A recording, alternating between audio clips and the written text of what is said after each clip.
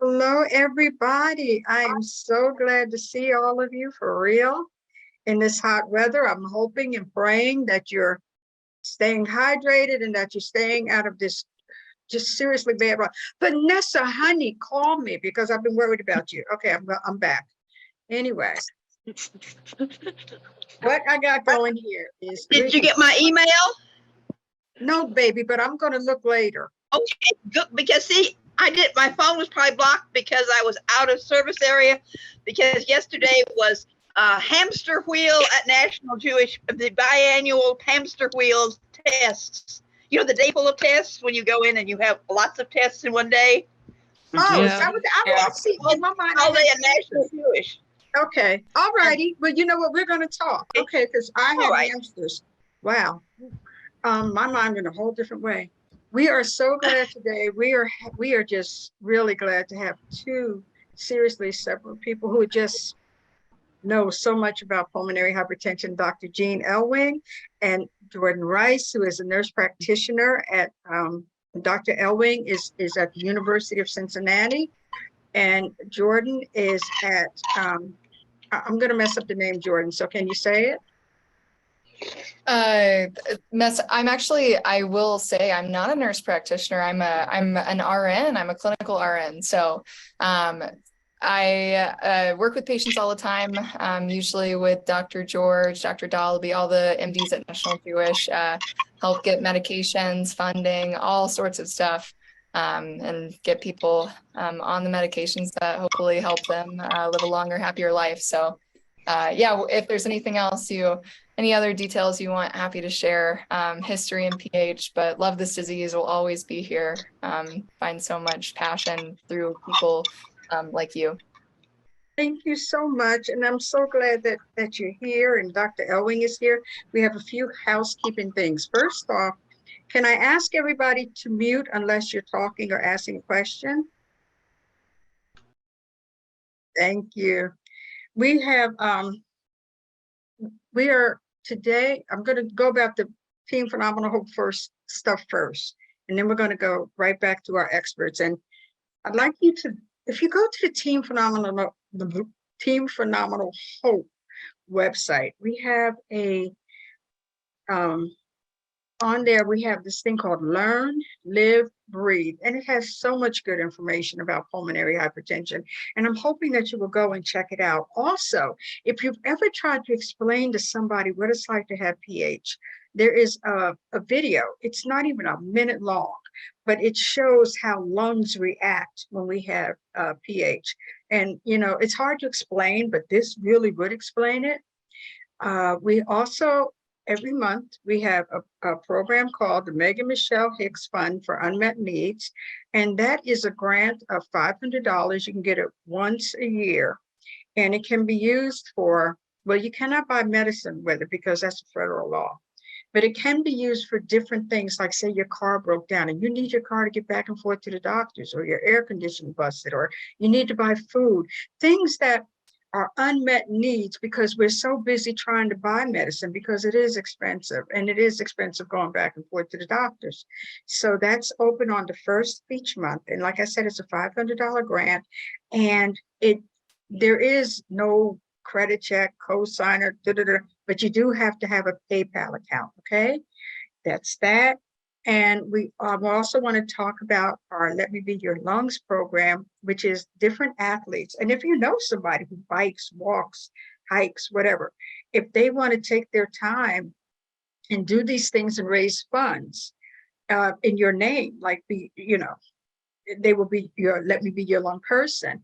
That money goes directly into our fund for unmet needs, and that helps all of us. So I'm hoping that that you will check that out. Again, that's and I talked to somebody yesterday, and with the heat going up, they cannot turn off our electric in most states, but we pay some high electric bills, so that can be used for that. So that is something right there. And getting to Dr. Elwing, who I've heard such marvelous things about. I'm like really seriously psyched about this. We do have to say, right up front, Dr. Elwing and Jordin are not here to diagnose you. We all have doctors. You're paying them. Ask your doctor your question. But they are here to answer different questions that you may have that you may have that maybe you didn't have time to ask your doctor, or maybe, but a question that you just thought of, and that's what they can do. Right now is a time to ask. Sometimes we don't have time for to do these things, and it's a great thing if we could do it now. And so also, we're not going to have personal disclosures about things because we are recording and it is on the web, and you don't want your business on the web. So with that being said, I'd like to turn it over to Dr. Elwing, and she can tell you about herself. And she's a pH specialist, and we know that there's not a lot of pH specialists. Those of us who go a long way to our pH doctors. And so, Dr. Elwing, it's on you. Thank you. Thank you for having me. It's my pleasure to be here. I'm in Cincinnati. I moved to Cincinnati in 2003 after I finished my training in medicine and pediatrics in St. Louis, Missouri at St. Louis U. And so I came to Cincinnati wanting to do pulmonary hypertension in pulmonary critical care. So initially I did some research, and then I transitioned to my regular fellowship, and I started the program in Cincinnati. And since that time, we have grown a lot. And so through that, I've learned a lot, and not only about pulmonary hypertension, about team building and helping new residents and attendings grow and learn about pulmonary hypertension. So I am here to hopefully answer some questions that you have not had a chance to ask people. Excellent. Thank you so much. I'm gonna enjoy it. Tell us a little bit about you. I am a nurse now for about 4 years. I graduated and immediately was working with pH inpatient in the hospital when you get admitted. And I learned so much about pH during that process that I wanted to work with it full time, completely in clinics and in research. So I've done clinical trials. Some of them you might have heard of. I worked with Tyvaso DPI before it came to market, and a lot of other medications that are currently hopefully going to come to market soon. I then started working with Dr. George a year ago now at National Jewish, and work clinically and do research projects there as well. So fully dedicated to pH and absolutely love it. Thank you so much. That working in the pH field must be extremely hard. I'm going to start out with a question. Dr. Elwing, we know that we are told all the time that we have to watch our salt intake.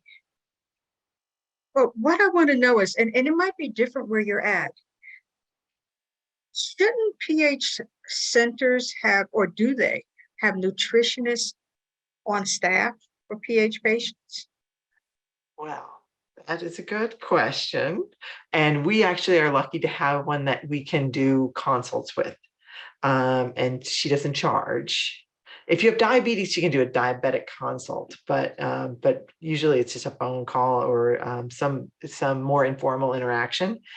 The reason that is not happening for most programs is because our dietitians can't see patients without charging them if there is not a reason that is in that diabetic realm, or like there's some other diagnoses they can bill for. So it's a payment issue. And so that's why a lot of programs aren't able to have their own person. And I know that sounds bad, but that's how the world works. But if you're able to have a nutritionist or dietitian that works with your team, that person can really help those individuals who have trouble with salt, or those people that are stuck in that cycle of right heart failure they can't get out of. Because right heart failure, of course, is one of the hardest things to manage when you have pulmonary hypertension. And it seems, as you guys know, once you get swollen, it's really hard to get unswollen. And sometimes it even lands you in the hospital. So our dietitian is very good about helping people work on weight management, salt, and fluid restriction. And my goal is to have people have a normal diet. I think if we restrict people, that is not something they can do forever. So I go with a 2 gram of salt diet, and most people can do that pretty comfortably. Some people restrict to 1.5, and then it gets a little more challenging. You can do it, but you have to be creative then. No extra salt, nothing that can sit on a shelf for an extended period of time, because you have to have salt to do that. Nothing cured. And if you're going to have something salty, you can't have something else salty in that same day. And sometimes if you have to have something salty because you have to go to your neighbor's house and have a barbecue, or your daughter is having a pizza party, or those kind of things, they're real life things, then you got to take an extra water pill to try to combat, so you don't get in that negative spiral of salt. So the question, the long answer to that question is, I would love for everybody to have a dietitian or a nutritionist that works with them, but oftentimes it's a funding issue. If you really need the support of a dietitian or a nutritionist, we actually can access them at Kroger's, our grocery store. There are ones you can go to at a lower cost. So sometimes you have to be a little creative at looking for places to get that support. And sometimes you will have to pay a little bit of money for it. Otherwise, you might have to do something more creative on the web with a support, some kind of education support system that is maybe not directed towards you as an individual, but just more teaching you about salt and fluid and things of that nature. Wow, I didn't know about the 2 grams. I'm really happy to hear that, because I was doing without the food. I mean, it's salt. Yeah, salt is it's such an important, and it's in everything. That's why it's hard to restrict less than 2 grams, because you literally have to cook everything yourself and not add any salt if you really want to get to those really low levels. But I feel like we have now a condition we live with. In being pulmonary hypertension, we can live with it rather than it dictate how we live our daily lives every minute. So we've got to figure out how we can get along with it in a way that's sustainable, and you can still eat with your kids and go to your grandma's house and take care of your neighbor and have a little food with them, and not feel like you're failing every day because you're eating a little bit of salt. Excellent. Anybody have a question? If you just, okay, Marcel, can you unmute yourself? Was that Marcel? Here. Unmute yourself, Marcel. Charlotte and Marcel. Charlotte. Oh, Charlotte. Okay, Yeah. Charlotte. I saw you. Did I see you both? One of us has a problem with her eyes, but we'll take care of that next week. Lenise, it's okay. Dr. Elwing, I have a question about the sodium issue. I know about taking extra water pills. My doctor puts me on a certain amount of weight gain overnight, and then I take an extra one for 3 days. And I've had to start taking prednisone for COPD. And I've been on it for 3 months now, and I'm gaining weight like crazy. And if I use extra salt, if I use the extra tablets to get the salt weight off, I get cramps all over my body. So something's not working here. And do I just say, okay, I'm going to gain weight and screw it? So that is, your point is very, very important. And I'm sure, Jordin, since you work with the ILD patients a lot, you probably see the same thing, that we use prednisone and we actually gain body weight, but then we try to pee it out because we have our goal weight and it doesn't work. And you're and then you get crampy and you feel terrible. And so I think check in with your pulmonary hypertension doctor. You may need your goal weight adjusted a little bit. Okay. Yeah. All right. And sometimes I lower people's prednisone if I can too, because it might be just like a fine balance. I don't know, Jordin, what do you think? Yeah, it can be really, really difficult. And it's hard to discern sometimes if weight is associated with your actual body changing or if it's just fluid. That can be really confusing. We typically say, if it's increase overnight by over 3 pounds or in a week by 5 pounds, that's generally the rule of thumb. And we say that because it's really hard to eat that many calories where your body weight, body fat, or muscle mass is actually reflecting that weight change. It's usually with fluid. You'll see these, greater than 3-pound shifts in a day. You might lose a lot of weight. You might gain a lot of weight overnight. That's not because of food. That's generally because of the relationship salt and water have in your body. So prednisone does make you gain body weight. Unfortunately, it's just one of the tough things about that medicine. It has necessary benefits and the necessary evils. So it's about trying to find that balance, and it's really not easy to find off the bat. So definitely agree with what Dr. Elwing said, talking to your doctor about maybe adjusting your goal weight and seeing if there's something more realistic, at least while you're on prednisone or going to be on it for a long time. Okay, thanks. And maybe they can check your labs to make sure electrolytes aren't out of whack, like magnesium and potassium, because that can make you cramp badly. Those are the ones that get you out of bed in the middle of the night. Yep, those are the ones. Yeah.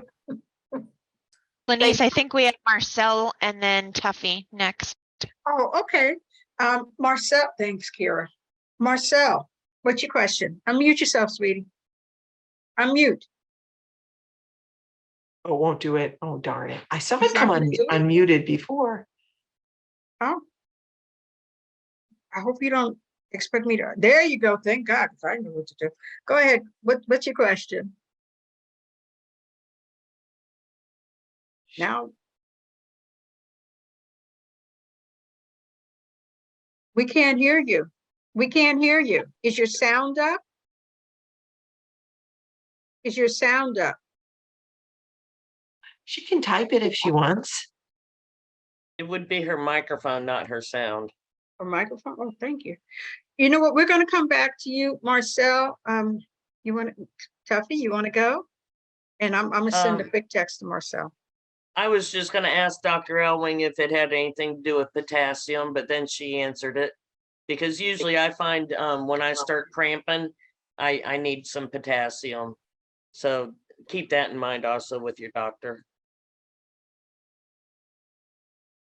Yeah, I've had that potassium issue, and I never thought that would happen. I really didn't. I'm still okay. I don't see Jordin. What brings, how people say, I need to see Dr.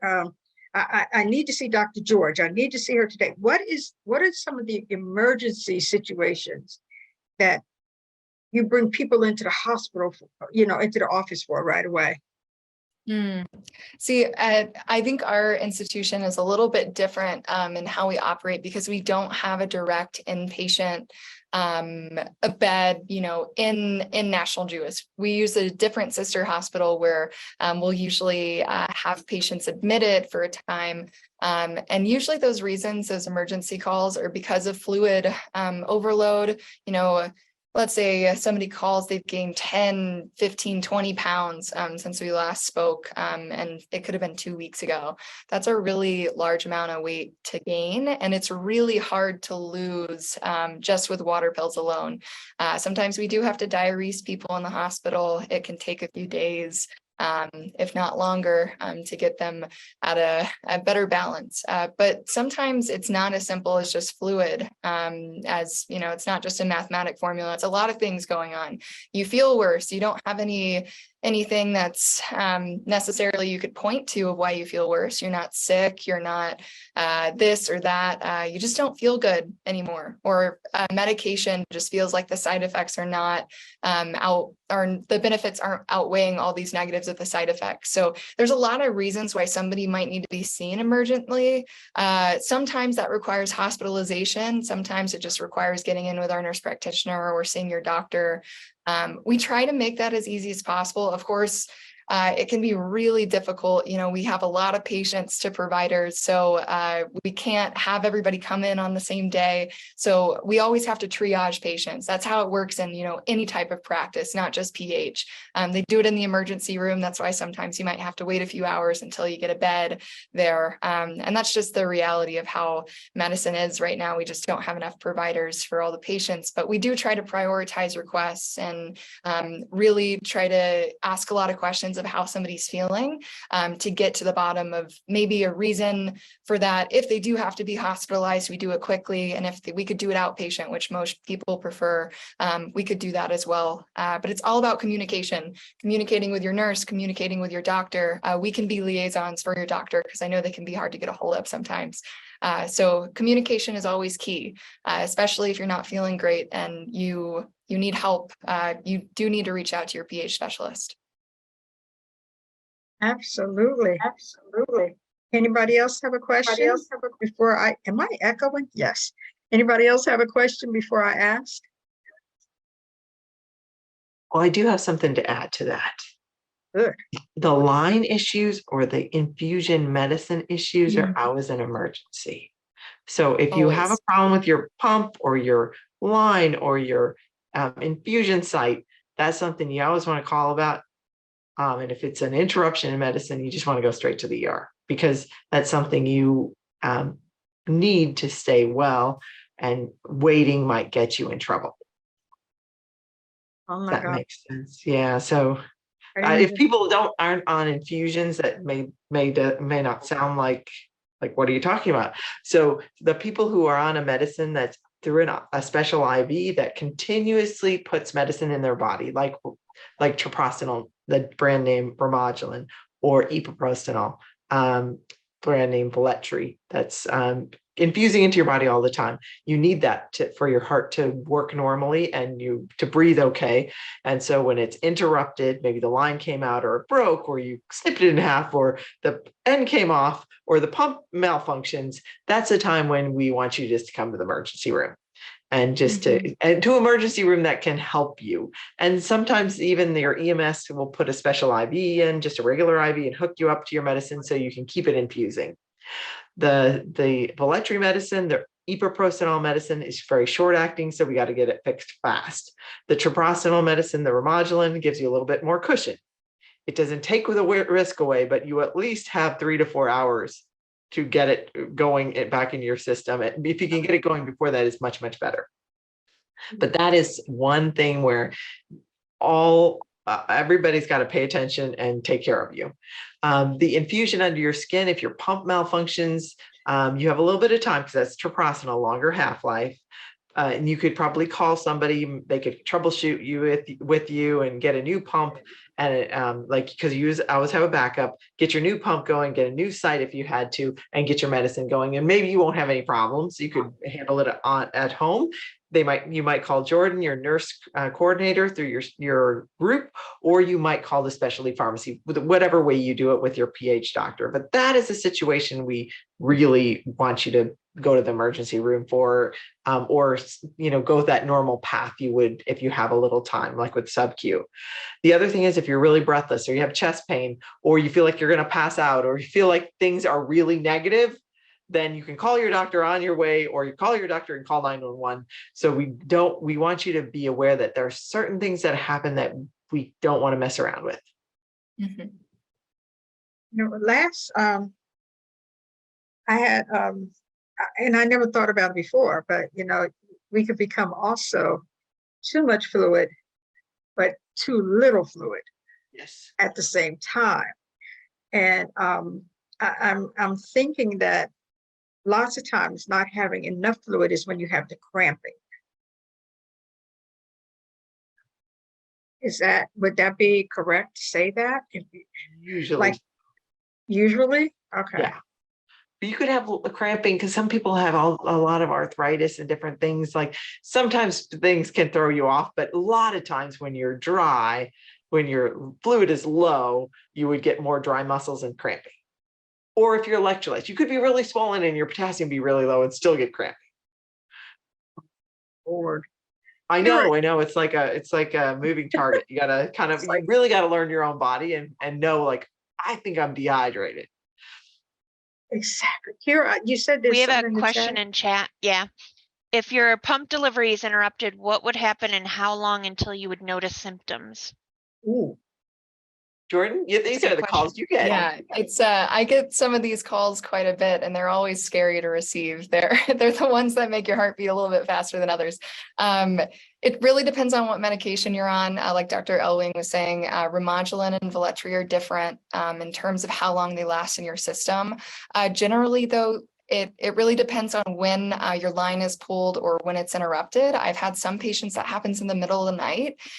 Those side effects, they should usually feel if they were awake, but some people could be asleep during when that medication is stopped in their system. So when that happens, the answer is always to go to the emergency room because we don't know how long that interruption has been. And generally, we do see kind of a rebound once you get restarted on the medication as well. So if you have this interruption in this very potent medication, and then let's say all night you were disconnected from it, in the morning you reattach your site, you get a new sub-Q site, let's say you're on sub-Q, you might feel fine at first, but then once that medication gets through your subcutaneous fat, it takes a little bit of time to actually get in your system. So you might not feel how jarring it is to get on that full dose of medication again, because you're on this full dose, you get this interruption, and then you get back on full dose. We don't always recommend that, especially if your interruption, we don't know how long it's been, or if it's been, greater than a few hours, it can be, you can have a lot of symptoms associated with it. So we might, as a care team, especially with your doctor and a pharmacist, decide to decrease a dose for some point in time and increase it. But you would probably notice symptoms of being off of it relatively quickly, especially if it's Velletri, because that has a shorter half-life, but the Remodulin as well in a few hours, if not shorter amount of time. The Velletri would probably notice relatively quickly, but you might experience some of those symptoms that you felt when you were first dealing with pH, like you might be short of breath. You might feel really fatigued, or you might have some of those symptoms that might feel familiar when you're on a new medication. These are different for everyone. It's hard to say what exactly you would feel if you did get off of it for a period of time, but that's always an emergency. Always an emergency. Contact your care team. Go to an ER that can handle it. I know there's a lot of hospitals or care teams that you've maybe met with or been to that have no idea really what pH is and how to treat it. They've never seen Remodulin before.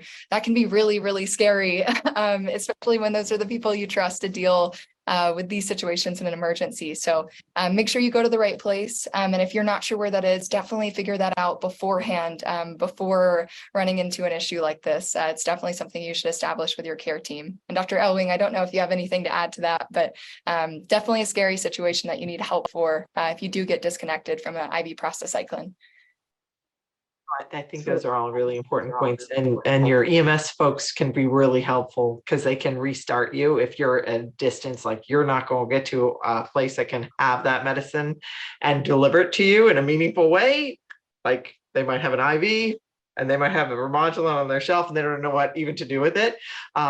They can get you back on your pump if your pump's still working through your peripheral IV. So they can be lifesavers.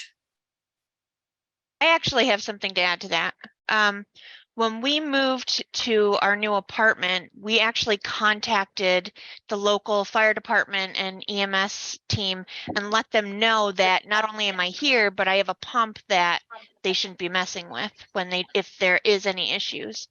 I also had an instance in which this was when I was on the CAD pump for Remodulin, where the battery was a dud. So when I put it in and it started up just fine, it died and I didn't know that my pump had stopped. Didn't notice until like about 7 hours later. And I just started it back up without even thinking about it. And then I called Dr. George and she's like, you probably shouldn't have done that. She's like, how do you feel? And I was like, well, I mean, I'm definitely a little warm, but otherwise I'm fine. But not recommended. So, I mean, it does happen. It's not going to be the thing that takes you out, but it's not fun starting it back up when you've been off of it for a few hours. Ours. Is there anything that you could do when you're going through subjects like that could help you in anywhere? Like if you're home alone and it happened to you, Is there anything you could do to help yourself till you get assistance? Ah, Oh, very good question. I'm sure Jordan and I both have an answer for that. I think most important is if you're alone and you need help, call 911. And then if you feel good enough to talk to someone, talk to the person, the dispatcher, and try to, talk to them, make sure that you can try to remain calm, because you are the only person that really understands your medicine, the only person that understands your disease if you don't have anyone else with you. If you have to, call your buddy, your whoever helps you with your pump, put it on speaker so that person can be there when the EMS they're not there in the flesh, but they're in there in your phone, so they can help you if you get too breathless or if you get too nervous, because it can really unwind you. So that's what I think. You got to try to keep yourself cool, calm, and collected, because you're the boss of this. And if you're alone a lot, maybe it would be good to have something written out. We used to have these emergency packs we would give patients. I've not seen those in a while. They were like a form that would basically say, I have this condition. And that used to be something we had when we gave everybody started a new patient on infusion. But I think now it's kind of on your pump case or your pump. It gives a number and a little bit about the information about the drug, but not a lot of information. Well, that's good, because sometimes when you get short of breath or you winded, you cannot open your mouth or you don't have the light to say what's going on with you. So that is good if you have that. They can read it and they can see the situation to work on it. absolutely, absolutely. Well, one of the other things though is that I know that most of us do backup bags when we do our pumps. How many? Yeah. Anytime in my backup bag that I have for when I leave the house, I have all of my literature on the medicine. Because we usually get some kind of printout that talks about treprostinil or whatever medicine you're on. I fold that up and I put it in the bag. That way, if there's any issues, I have something on hand to give to EMS. Yeah. And So- I will add, the specialty pharmacies give you dosing sheets, obviously. That's how we learn to titrate. That's how you have your dosing weight. Having that on paper, if you're going to be picked up by EMS or going to an ER or even going to a regular appointment, really important to know, because sometimes that dosing weight is a lot of people don't understand that if you're being dosed off that weight that's on the sheet, it might not necessarily be the weight that you are now when you get admitted to the hospital. So it's important to have that, whether it's a photo of it on your phone or whether it's in person on paper. But that's also really important to carry with that go bag too. Yes, I agree. And Tuffy. Hi. Did I see your hand up? Yes. Okay. A couple things. This is the packet Dr. Elwing was talking about. Insights puts it out. And I've even got my advanced directive in here and stuff, because they have to see that. So that's very important information in this packet. With having your pump stopped and stuff, I'm in September, I'll be 13 years old and with pH. So I've had a little bit of experience here and there. And my great doctor, Dr. Elwing, can tell you, we have shared a journey, let me tell you. But when my pump has stopped, this was when I was younger, I didn't know about bolus, which is not a word that's been used yet, but it's when your pump stops and you try to start it yourself and you're getting too much of the Remodulin or Velletri, and it's called a bolus. And in my experience, it's severe chest pains and you feel like you've got the flu. It is not something you want to go through. So always make sure your doctor knows that pump's been stopped, because like with Dr. Elwing, she will, okay, let's trade you back up to where you belong and we'll do it safely. And that is key to a lot of things. And then one more thing while I have the floor, if you have a Credo pharmacy, they will come out to your fire department and train them on your medication. Right. That's all for now. That is, that I never, Good wow, information. that was really, really great. And you know what? You mentioned having an advance directive. I personally think that everybody needs one. A lot of people don't want one because they think, oh no, it's too morbid. But this is the thing. If you drive, you have car insurance. You hope you never get into that accident, but hey, you need the insurance. You have health insurance because, hey, you hope you don't need it, but you do. So advance directives are important. And you know what? I'd like to touch on I'm going to call it the other pH. There are some of us on the line. I see Doreen shaking her head. There are some of us who have the left heart, you know, and it's an amazing thing. When I first was diagnosed, I went to a support group, and the first thing the doctor who led the support group said was, "Oh, well, you'll be okay. It's only, it's only left heart. You'll be fine. It's not like you're as sick as my other patients." 1 week later, I'm in the hospital for 8 days. But I'm trying to figure out, Dr. Elwing and Jordin, sometimes I think it's better than it was when Doreen and I were diagnosed, but I think that sometimes if you have pH secondary like me, left, well, okay, we're not doing personal, but we have the other pH. We don't have the 14 medicines. And then we have the pH, which we got from another condition. I'm trying to figure out why sometimes, not always, it's better than it was, because it was sucked when I first got it. We're kind of like this, the backdoor stepchildren of the pH world. And see, I see people shaking their heads.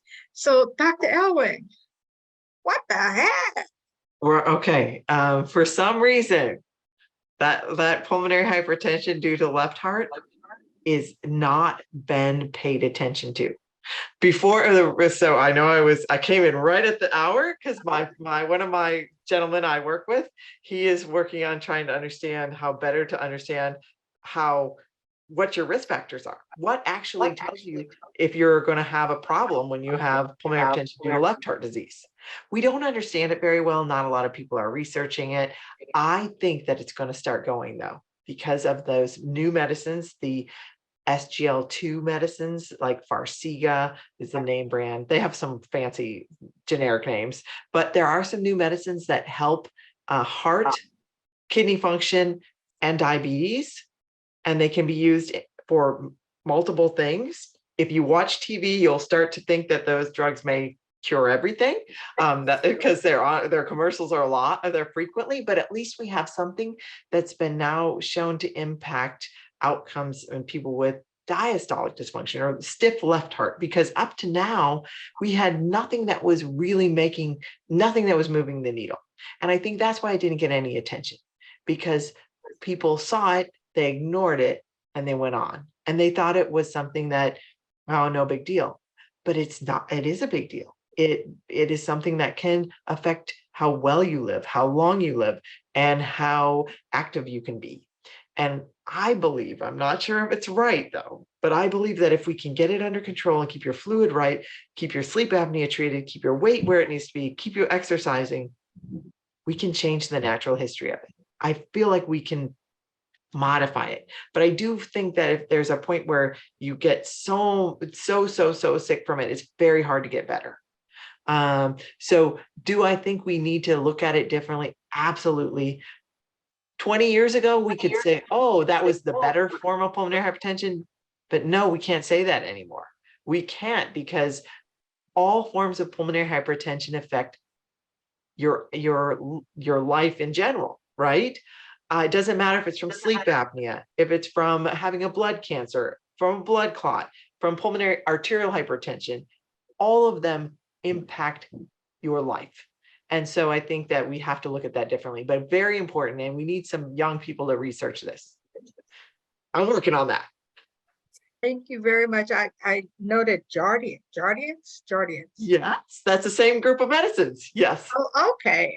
Because I'm just going to start that one for left heart. But it's that's good to know, because I've had conversations with some of the folks here on the line, and Doreen is one of them. And we've always felt like, what about us? what the heck? I got this thing hanging from my nose like everybody else, what about us? And I remember one time during my hospitalizations, Dr. George called me, and she said, sometimes it's harder to treat people with pH and secondary to another disease, because you also have to keep in mind what started the pH in the first place. So, and I never forget that. I was like, okay, good. Somebody acknowledged that there is a problem. How do you feel, There's Jordan? a problem. I really feel bad that you feel kind of like the redheaded stepchild of the pH world. And I think that emphasis has happened over time. We have a lot of difficulty diagnosing pulmonary arterial hypertension because the symptoms can be really vague, and they can just feel like you're getting out of shape, or it could feel like you're just not yourself anymore, or something like asthma, which is really common and can often be the first diagnosis you get in the course to being diagnosed with pulmonary hypertension.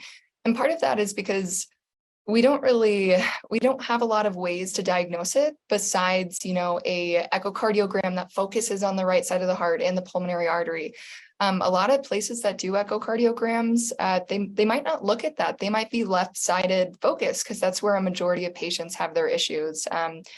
Group 2 pH, having pH secondary to a heart condition or left-sided heart failure, is much more common and prevalent, and it still just doesn't get the focus that it needs, and it's independent from just pulmonary arterial hypertension. So I think that focus on PAH is really heavy right now, just to increase awareness so we can get more patients heart catheterizations and actually get diagnosed. But that group 2 is so important too. And we just don't have that same weapon, all these 14, 15 medications now to fight it in the same way. And they shouldn't be fought in the same way, but they still both deserve the attention because it leads to the same kind of quality of life, and you need the same help that group 1, group 3, 4, 5 do. So I'm sorry you feel I'm sorry you felt left out during the past, but you're very much needed in this community because there are so many people like you that also need that support. So And I Thank think you that, so I much. tell people that your heart does not know why your pressures are high. Right? You feel the same way. That's why we have all these non-specific symptoms. We start our teaching of a new patient with, you might be dyspneic or short of breath. You might feel lightheaded or dizzy. You might pass out, which we call syncope.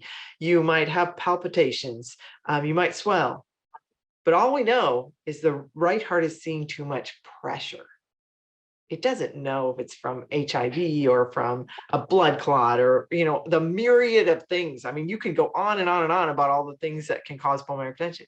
So we all feel the same when we have pulmonary hypertension. It's just, we got to attack it in a different way. And you may have, so the left heart thing is so big, like there could be stiff left heart, which is very common in women. And I usually tell women, we're not going to get out of this world without a little stiff heart. It just depends on how much stiffness we get. So people will say, oh yeah, I have that, but it'll be different if it's causing a lot of symptoms versus it's just a little bit of stiffness on an echo. And then there's the weak left heart, like if you have a heart attack or you have something happen to your heart, or there's valves. So you can have it from all these different causes. And I think that's why it gets so confusing. And then people lump it all together like it's the same, and it's not. Exactly. I saw somebody's hand. Now I lost it. Oh, Tuppy. Tuppy. I hope I'm not going off subject here. Dr. Elwing, not this last time I saw you, but earlier in the year, I had mentioned that I don't think pulmonary hypertension is as rare as we think it is. It's just underdiagnosed.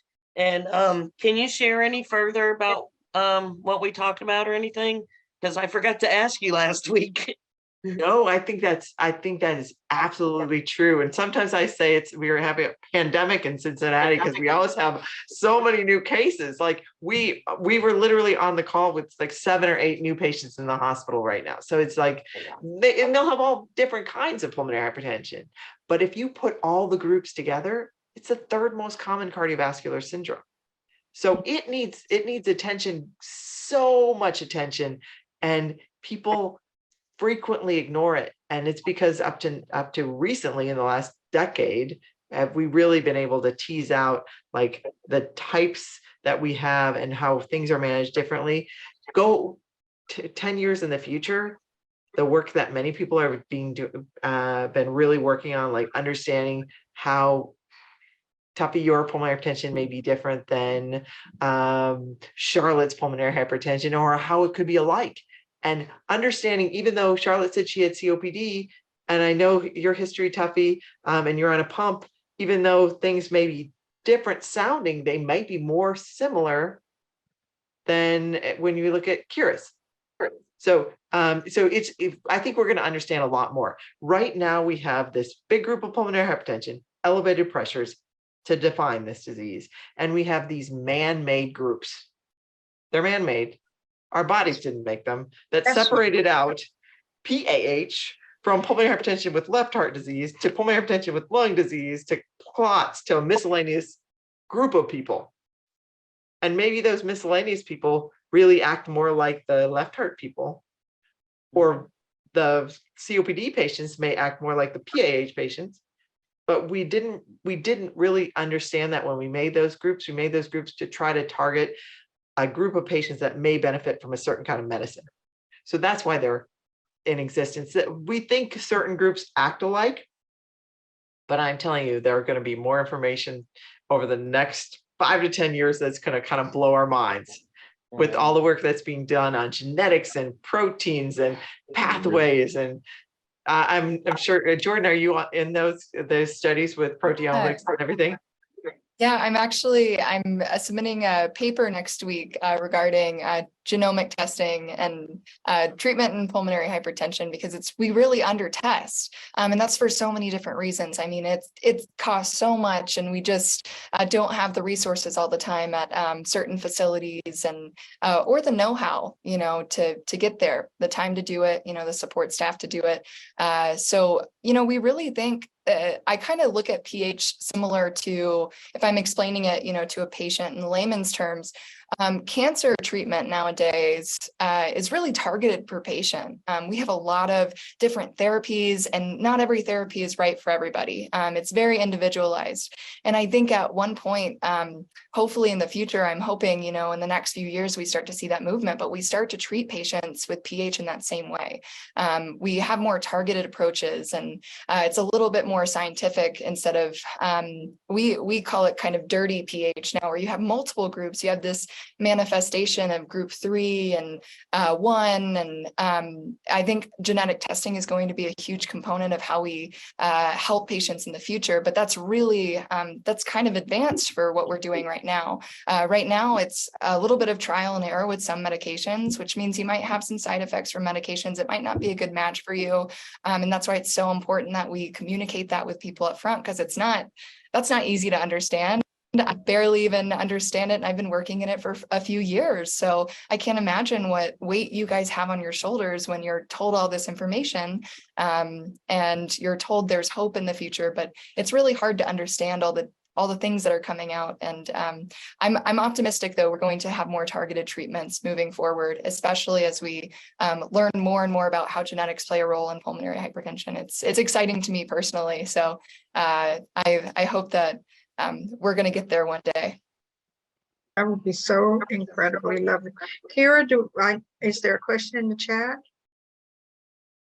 No, we were just talking about a possible external power source for that's on sale at Amazon Prime. So I was trying to get more info on that. Oh, yes. Well, then there you I'm go. going Okay, on a road trip this week, and so I've been like, I could use something like that. Hi, it's me, that Margie, that posted it. I put the link in, and what it is basically the same power source that you have that came with the machine, presumably. Excellent. Yeah, because I know it's Amazon Prime days, you get things on sale, and thank Yep. you Good stuff So- for today. that. You know It's what? like- We have family. We all have family, whether we want them, whether we like them or not. We all have friends. But what I would like to know, from either Dr. Elwin or Jordin or both, it's hard to explain pulmonary hypertension to people where they understand it. I mean, you True. say to somebody, I have pulmonary hypertension, and the first thing they say is, What is that? yeah, yes. Okay, and Kiana, we're going to get to you because that is important, seriously. I think I saw it right. I'm having surgery next week. The eyes will be better. But I think that they don't understand. And that's a whole nother support group by itself. But if we were trying to, from a medical standpoint, what is the quick and dirty way, if there is such a thing, of explaining pulmonary hypertension to someone? I can speak a little bit on that because I talked to quite a few patients who are newly diagnosed, and they don't even understand what's going on yet. But the easiest way to put it is that you're never going to see it necessarily. It's an invisible disease, and that's what is so frustrating about it for a lot of people, because you can't really always explain why you feel certain ways. It's not like an injury that you can see a huge bruise, you can see that somebody's hurt, and you have to explain to people, some days you don't feel as good as others, but really at the bottom of it, it's because a part of your heart is not working like it should. The pathway from I'm talking more PAH here, but the pathway from your right side to the right side of your heart, to your lungs, to the left side of your heart, there's something wrong there. And it's not able to deliver blood and oxygen in the same way that it can in normal people. So as soon as you start exerting yourself, you're going to feel symptoms more and more. You're going to feel, especially if you're not treated, worse over time, because your heart is just not functioning the way it should. There is a really great resource. It's called pH Aware. It was created by the father of a patient, Lucas Van Wormer, was the patient. I think he since has passed away, which is really unfortunate. But Yeah, he was only 18. his dad, he was only 18. 18. Really, really bright kid. And his dad basically created all of this stuff in his honor to really teach people what it means to have pulmonary hypertension. And one demonstration that really stuck with me was that he used a straw to show, this is what it feels like to breathe through my lungs. Breathe through a straw for 30 seconds and see if you can do it. That makes you feel constricted. It makes you feel anxious. It makes you feel like you can't get a full breath. And nobody else can see that. But saying that to somebody else could put them in your shoes, because it really helped me empathize more with patients, what they're going through. And that demonstration really stuck with me. And I don't know if you have any examples, Dr. Elwing, but that one really just, I think it really resonates with patients, because you can see it so clearly how that would be such a burden, especially over time when there's not really a cure.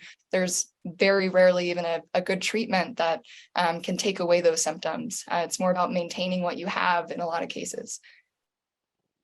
I like that example. And I think that the focus on the right heart really helps, because people think hypertension, you can't feel hypertension. So when I do a new patient visit, I have this kind of system I go through. I talk to the patient, and then at the end, I've then figured out what kind of pulmonary hypertension I think they have. And I have this book from the PHA, which I use, which is out of print right now, by the way. They got to get some more print. But I basically say pulmonary hypertension, it means nothing more than what the word is: high blood pressure in your lungs. And the pulmonary vessels are seeing high pressures, and they're stiffened and narrowed. It doesn't matter what kind of pulmonary hypertension you have, the pulmonary vessels change regardless, even left heart disease. Because they're reacting to that high pressure. And because of that, the right heart can't push blood through the system, and it gets stressed. It gets stronger, and it then gets weaker over time. And that's when you start to feel dizzy, lightheaded. And if it's really weak, then I can help them understand why they might pass out, because not enough blood is going to your brain when you're trying to exert yourself. And your body says, hey, I got to stop. And you might get dizzy, lightheaded, stop, or you could even pass out if you keep going. Mhm. And so that's kind of how I explain that big picture of pulmonary hypertension, because, you know, literally the person that's with them in the room is going to say, oh, my aunt had that, but Yep. they're talking about hypertension rather than pulmonary hypertension. But if their aunt did have it, then that could help, because if they did have pulmonary hypertension like we think of it, that might help, because it might help them understand the severity of the illness. And because a lot of times people really get poo-pooed. Their families like, oh, you're exaggerating, you're over, you know, Sure. melodramatic or whatever.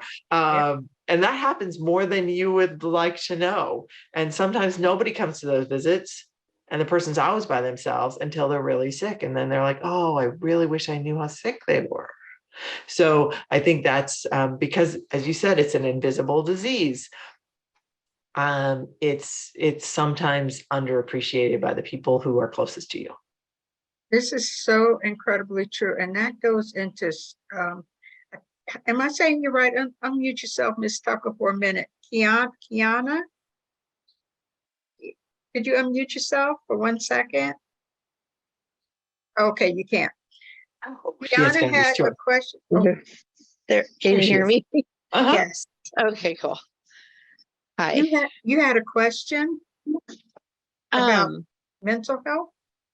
oh, I was just saying, everybody remember your mental health too. Don't forget that, because it's very important.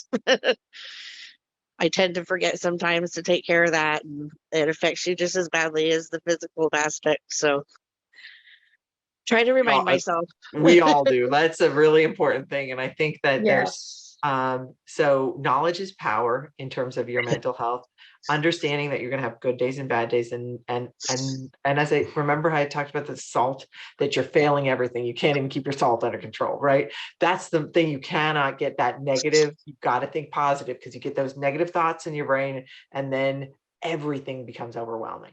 Everything. Yeah. And if you can, I recently read this nice article about walking. Just getting outside, I think, is important. So if you can't walk, it's okay. Just get outside, get some sunshine. If you can walk for some exercise, whatever it might be, don't ask for a mile when you get short of breath with 100 feet. But just getting out, doing something can reduce your risk of depression significantly. So sleeping enough. If you have bad sleep, don't hesitate to get your sleep checked out. Sleep is totally linked to your mood. The whole world looks like a dungeon if you don't sleep. You can be in bed 12 hours a night, but if you get 3 hours of sleep, the world's a dungeon, and there's no way out of it. So I think caring for yourself, thinking about yourself, trying to do something active. You don't have to be a marathon runner like Team Phenomenal Hope guys are and Patty George is. You just have to walk a little bit and just make sure that you're trying to be as active as you can, and figuring out what your triggers are. If something triggers you, makes you feel bad, makes you feel like you don't want to do it anymore, get away from that situation. Like, it could be somebody in your family, it could be your work, whatever it is, that's not important. You've got to think about yourself, because you're doing all this stuff to take care of yourself. Make it worth it. Absolutely. I blocked my brother. And it was like one of the happiest days of my life. I just said, I was blocked him, and he sent me Yeah, a you got to gift. let it go. Just let it go, whatever it might be. Did, and then I get this gift in the mail because he's trying to say he's sorry. I kept the gift, but I kept it blocked. Jordin, do Tuffy you have has a any words question. of wisdom on that? I will say, one thing I see, and I think it's because pH just impacts people who are so young. We just see, so, I mean, we're talking people who have their life completely changed in their 40s and 50s, sometimes even younger. You have your freedom, it feels like, taken away. Your flexibility to just say, hey, I want to go to steamboat for the weekend. I want to do this. You have to plan your oxygen. You have to plan your medications. You have to have all this stuff backed up, and it takes that spontaneity away. And it makes you feel like a burden. And Yes. I really, there's nothing I can say to make that go away. We as healthcare professionals don't focus enough on what it's like to live in your shoes. So finding, support groups is great, is really helpful. It's once a month though. I wish we had more, there's more community out there. There are Facebook pages, there are all these ways to get involved. But if that's not how you find your purpose, there's so many other ways you can. And it's really difficult, but I've had a patient who was an ultra marathon runner, and then, obviously after being diagnosed with PH, that's not possible anymore. But he started learning more things about how he was creative, starting to paint, starting to share his excitement and passion for life and nature in a different way. Instead of doing it outside and running, painting or drawing, or being able to share, his purpose in life in a different way. And that's not something your doctor can tell you if, what the right way is for you. It really takes trial and error, and it takes support. It takes a community of people who understand what you're going through. And if your healthcare provider isn't one of those people that can empathize with you and understand you, then you really need to find someone that does, because that's such a huge part of feeling understood and feeling seen. I can't emphasize that enough. You really should have an empathetic care team that really, really can help you when you're in those states, and connect you with people that have made it out of, those situations. I was diagnosed a week after I turned 31. It totally changed how I thought my life was going to look. Definitely. I think whatever age you get diagnosed, it changes how you thought your life was going to be. Because I got diagnosed right as I retired. This wasn't the retirement I was planning for, but it is what it is, which is what I've adopted as my model to some extent. And I would echo Jordan's about walking. If you have a facility nearby and you can qualify for it, pulmonary rehab is excellent. And I'm very lucky that my facility also has a continuation class for that is like a gym thing. And it's not only is it great because of the physical aspect, but the camaraderie within my gym group. We are a rowdy bunch. The other day we did the Cupid Shuffle as part of our exercise. And it really does help to do something, because of what it gives me is a feeling of empowerment, that I am not just passively sitting by and I call this a chronic condition rather than a disease, because I think that's what it is, this chronic condition. Own me or whatever. I'm actively doing something about it, be it walking, be it, joining support groups. I'm a support group leader on the PHA groups online. And so, yeah, just like I said, Facebook has a lot of groups out there, and they don't necessarily have to be PH related, because there's one of the groups I really like to read on Facebook it's called Breathing In. It's what people are on oxygen. There's a lot of other people that use oxygen. You gotta get great hits from them. Yeah, absolutely. You know what, there are a lot of support groups out there. There are a lot of support people out there. Tuffy, wait a minute.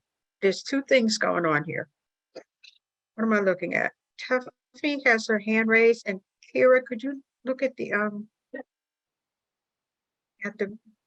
thing? Tuffy, what would you like? What you have? Usually I want to go back to the other question about how do you tell people what's going on. If somebody sees me and they start to question, well, why are you on oxygen, or why do you have that pump or something? And I'll tell them, well, it's pulmonary arterial hypertension. And they're, first thing, like somebody said, they want to think your arm. And the best way for me to explain it to somebody simply is it's where my heart and my lungs are just fighting against each other. And if they listen to that and they seem interested, then I'll give them more detail about it and stuff. But usually you can tell if somebody wants to hear about it or not just by saying that. Yeah, because I think that kind of gives them a bigger picture of just the lungs, because our heart is involved too, and they're fighting against each other. And they really, really are. And I'm so, it can be, it's a challenging thing. But it's something that we just have to, where are we going? I mean, it's not going nowhere right now. So I think that we have to find the best way to deal with it. And we're going to take like maybe 2 more questions, because I want to be mindful of Dr. Elwing and Jordin's time, because I know they've got patients waiting. So are there any more questions? There are some people that didn't get to speak. Is there anybody that didn't get to talk that wants to ask something or say something? I would ask a crazy question. Would it ever happen that our lungs will be cleared up, that we could breathe like before? That is a question that I ask myself daily. Will it ever happen? You know what? I don't think we should ever say never. I think we're going to have some cool new drugs, medicines. Okay. I think we're going to see something really good in the next decade. And the nice thing is that we can talk about decades in pulmonary hypertension. When I started, we couldn't really talk about decades. We didn't think that was possible, right? And now it is. So our current drugs have gotten us here. But now we're going to the next level. We're going to mechanisms and remodeling and all those things. So I think it's going to happen. I could be wrong, but then stuff we're studying now is another step above what we've got going on. I don't know, Jordin, you're doing research. What do you think? I totally agree. I say this to people a lot, but I mean, my goal is not to have a job one day, at least a job in PH, because we don't have to treat it the same way. I hope to still be employed if that day does come, just saying. But if, one day we do have treatments to the point where we, there's not a limit on life expectancy with PH, that's really, where I see this going. I mean, there might not necessarily, and I can never say never, of course, there might not necessarily be one singular cure, like how there isn't one singular cure for cancer. There's multiple treatments that are different for individuals. PH is really complex from person to person, but really there are so many exciting therapies that are coming to market. We have 3 approved pathways right now. We're looking at 4 or 5 in the future. And that means, a longer, healthier, happier life and potentially disease reversal with change and remodeling. So those things are definitely on the way. Of course, we can't make promises. They're still being studied. We want to make sure they're safe for patients. But these things they keep the hope alive. I mean, we don't want to just maintain what you have, but hopefully make it better one day with these therapies. So I really do feel optimistic, and I hope you guys do too. It seems like you're a hopeful bunch of people, but it takes that to fight this every day, and to, every day at a time. And there's hope coming, and it's coming hopefully soon. We'll see some FDA approvals hopefully come around in the next few months to a year with new therapies. So fingers crossed that everything goes as planned, but I'm really optimistic. Thanks very much. Thanks. Kira. Just got to live with the hope. Yes. Hope is a big thing. Kira. Hi. Yeah. I don't know how familiar you guys are with the Remunity pump for sub-Q. I just started that. Any tips for traveling with that? Oh man. I will say Remunity is definitely more prevalent every day. The CAD pumps are kind of phasing out. The best person for you to ask, even besides just a clinical nurse or maybe even a doctor, is the specialty pharmacy nurses. They have seen it all. CVS and Accredo, they have initiated so many patients on those pumps. I just see them when they're in clinic. So I don't really have my hands on them day to day. So I would really defer to probably the specialty pharmacy for those in detail questions, but those pumps have so many crazy capabilities. I know their Immunity has airplane mode, and you don't even have to carry the my remote with you. Lord. You can leave it at home. Oh, if I you want. love it. Oh, I love it. I think Yeah, it was so a game changer. Like it's so quick to change out and it's so small and it's, I mean, just really cool. But yeah, no, I'm going on a road trip here in less than a week. Like on Friday we're leaving, and yeah, no, I mean, I'm going to be filling cassettes myself instead of doing the pre-filled, That's what I yeah, was gonna because say. the You gotta learn. pre-filled have to be refrigerated and Uh-huh. that gets complicated. So I'll be filling them, which means I have to bring some extra supplies with me, but you know, it's at least it's still, you know, possible. And of course I'm going to bring a backup pump, backup, you know, all of the backup stuff and batteries just to be safe. I even got, it was recommended to me by another PH patient to get on Amazon. They have medical bags. It's even got the medical symbol on it, so that even if you take like if you go on a plane, they immediately know that it's not something that they need. You don't get charged for medical equipment getting checked. Hmm. So it was actually a perfect size for an entire week worth of supplies Well, to go on this trip, which is perfect. So I'm just kind of stuffing everything into that. that's Taking awesome. that with That me. is awesome. Yeah. I didn't Yeah, know there it's was such a thing. Yeah, no, it's really pretty purple too. Oh, well, there you go. It's cute and functional. I mean, you can't beat that. And I think that what you had said is really important, that when you're at home, you can do that, the autofill, the pre-filled, but if you're going to go on a trip, you have to learn how to do it yourself, which you don't have to stay with forever, but you'll need for the trip. What you also said is have all your supplies. The one thing that sounds crazy, it does sound a little paranoid, but I always have 24 hours of something in a separate place. Yeah. Oh, Okay. You know, it's like whoever you're traveling with, in their bag, they need 24-hour of your stuff. Emergency kit. Just because Right. what if something happened and like your thing disappeared. We did have a lady who was traveling, and her this was when there were vials, and a vial of her medicine got broken, and we had like an air fixed wing person deliver it because she was way far out of the way. So if you have a problem and you are like, weird things happen to all of us, right? The CVS and Caremark people can get you stuff even to remote areas without too much hassle for you. But if you tell them where you are and you have an emergency, you got backup. And you always can find on the PHA website, you can find a PH center and things like that if you had a medical problem, to be able to go to a hospital system that is familiar with pulmonary hypertension. So that's also something good to know.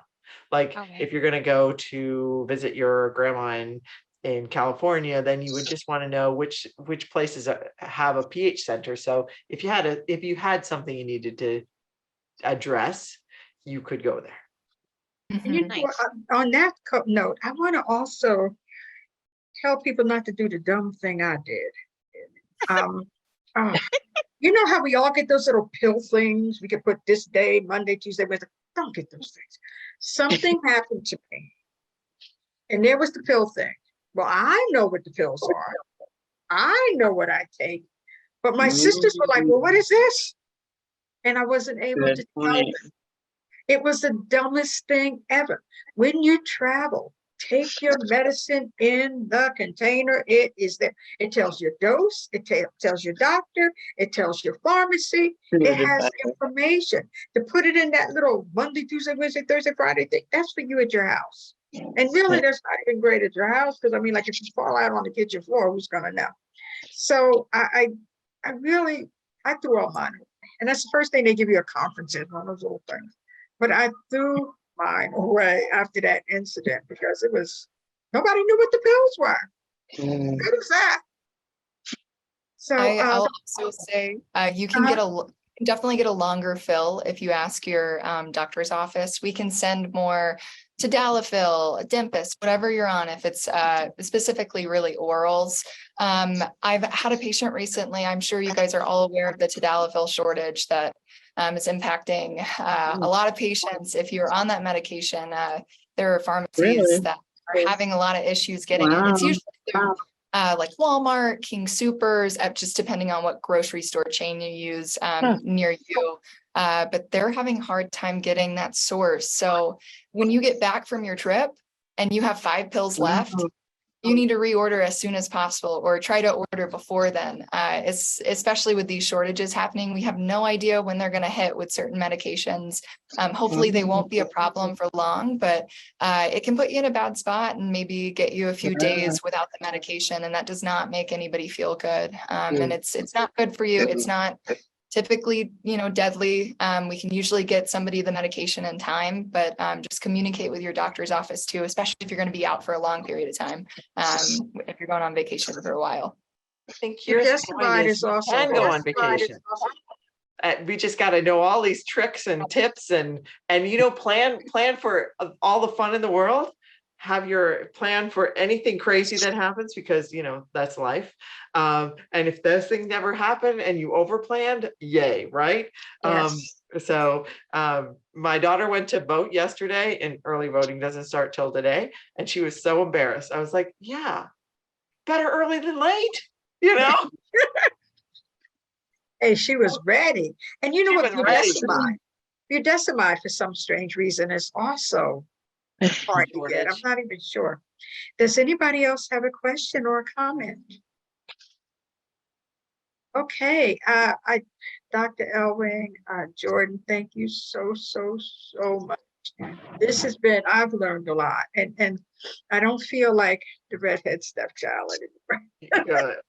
So I thank you for that. I thank you for everybody that logged on. I just want to say our next meeting will be in September, and talk about salt. There is a chef, her name is Keisha. She's been on Food Network. She is going to be our guest for the September meeting. And she is actually going to cook something. And if you sign up online, we're going to send you the recipe. Now, you can't get in the kitchen and cook with her, but you'll be able to watch her cook this meal. She's a healthy, organic cook. And she uses very, very, very little salt. So I'm really looking forward to that. And I want to thank you all. Special thank you to all of you. And thank you so much, Dr. Elwing. Thank you so much, Jordin. And I'm so thankful. And thank you all for listening and asking questions and just taking your time out to be here. Stay out the sun, stay out the heat, drink some water. Be blessed. Everybody take care. Have a great Bye. trip.